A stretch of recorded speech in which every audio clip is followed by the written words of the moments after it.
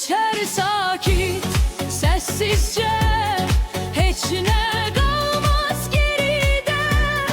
Bulutda uçar göyde, o hiç yerde dayanmaz. İki elle tuttuğun, inan senede kalmaz. Hoş hayaller kurduğun, dünya ebedi olmaz.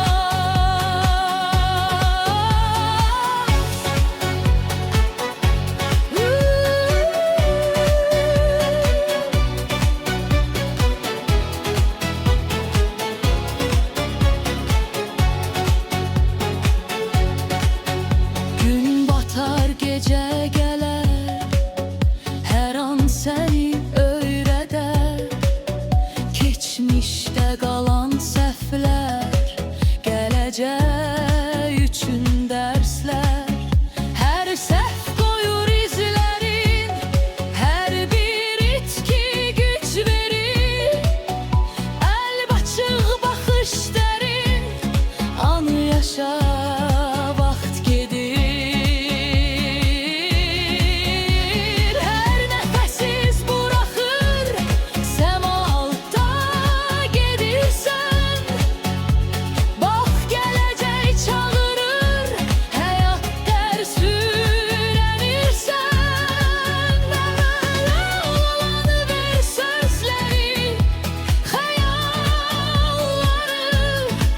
Dünya dönür durmadan, saxlama sən zamanı.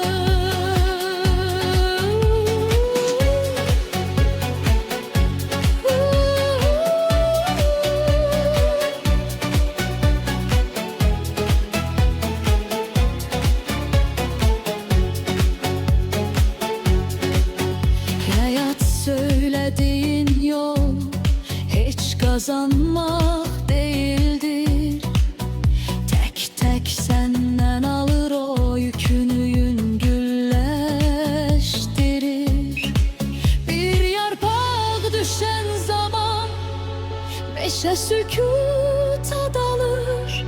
Daşkın sel keçip gedir, çay yine durumlaşır.